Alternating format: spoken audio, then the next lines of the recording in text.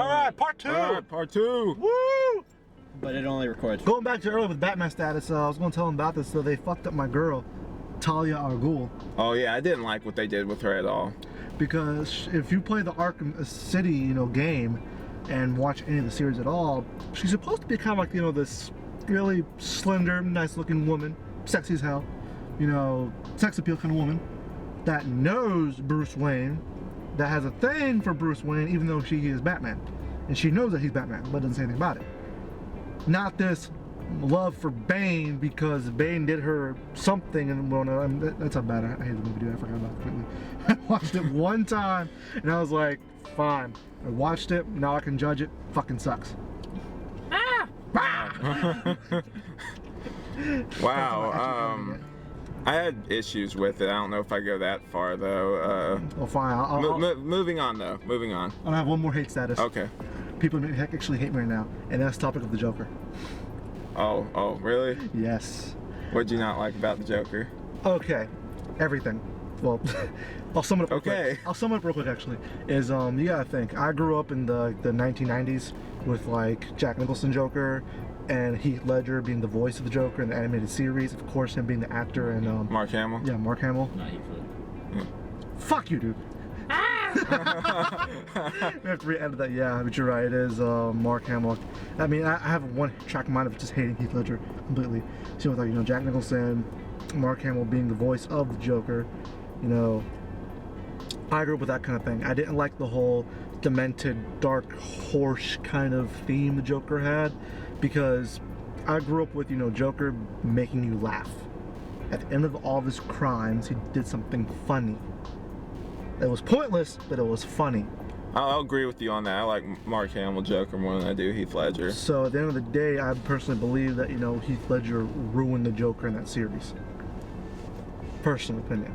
Okay, that would be like, we could do that for another episode, whole discussion on that series. Oh, yeah. But yeah, moving on though, do you think, like, I've noticed a lot more movies since Dark Knight, they've tried to make everything dark and realistic when sometimes it really doesn't need to be. Like Spider-Man was dark, but it's also kind of funny too. There's issues I have with that movie, but I hate that they have to think everything is dark and realistic, even though it doesn't fit the character sometimes. I'm sorry though, but I couldn't see Eric Foreman being Venom. I could not see that. I mean, I get Spider-Man 3 sucked, but yeah. Talking about like Amazing Spider-Man though. It wasn't as dark though. As I know you're trying to get at with the movie how it was a little dark though, but it didn't seem that dark to me, honestly. But then again, what they're trying to capture now with our audience is trying to bring back the old generation back down to the modern era.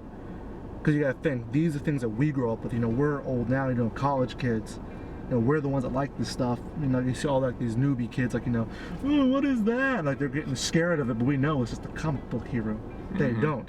So we're like, yeah! And little kids are like, it's a lizard man. Yeah, because like you couldn't, like for kids, like their parents can't take them to go see like Dark Knight or Dark Knight Rises because it's scared the shit out of them. Well, they kind of can though, but it's like the equal, bound, where it's like, superhero movie meets adult content. Yeah. Because it cusses in there though, but it's still okay for children. I mean, like, there's not a lot of language in Dark Knight. It's just like the implied violence. Like, you don't really see, it's not gory or anything, but what's implied is pretty bad. Yeah.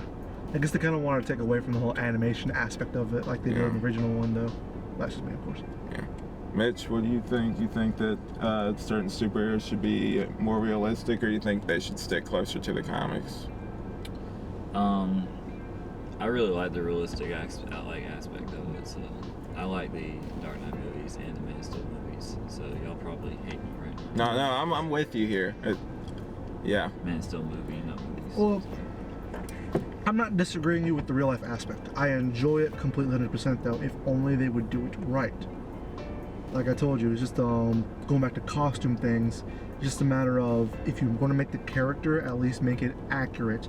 Don't make it your own personal spin-off, because you'll lose a lot of fan base that way of those that are true to the series in general. Well, what do you want to see Adam West run around in his tighty whities, like shooting like shark spray at everybody? Hold on.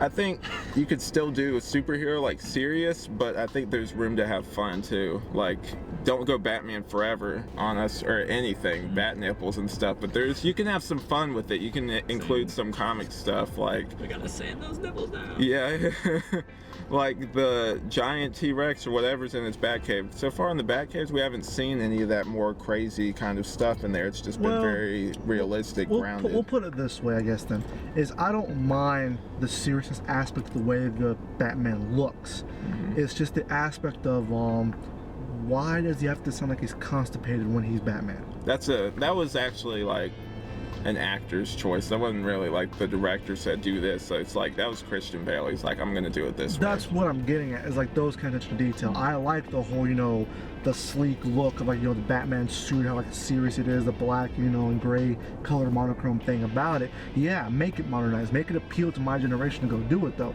But if you're gonna do it, make sure you can act the role correctly and then pull off the role at the same time. Like with Anne Hathaway being the Catwoman. Her costume was amazing, even with the long hair version. It was awesome. It wasn't like the Halle Berry one. It was amazing, and she acted it well. Surprisingly enough, I will be admit, I'll be the one to tip my hat. She did look good in that costume. I'll give you that. My point is a matter of, Christian Bale just didn't do it for me, honestly. I think they should go voice changer with it. Like, seriously, like that's how they do in a show I watch, Arrow. Like, instead of just doing like a deeper voice, like he just has a voice changer whenever he's the superhero. I would have accepted that if they gave him like a little face mask and that would have changed his voice. Or had like a little speaker thing Or to the side. yeah, exactly, something like that. Then I would accept it. But no, it was just like you said, actor's choice though, in that it was basically a joke amongst the whole entire community as a whole. Yeah, like he, go back, watch Begins. Like, it's not, he doesn't exaggerate as much as in the second one. They modified his voice so that it was more gravelly and everything. Like, it wasn't like that in the first movie. Like, he had more of a whisper and then like a growling sort of thing going on. But yeah. So thanks for joining us for this segment, this two-part segment of Behind the Wheel. Hopefully we'll do more like this. Clearly we have a lot more to talk about. So see you guys later. Thanks for watching.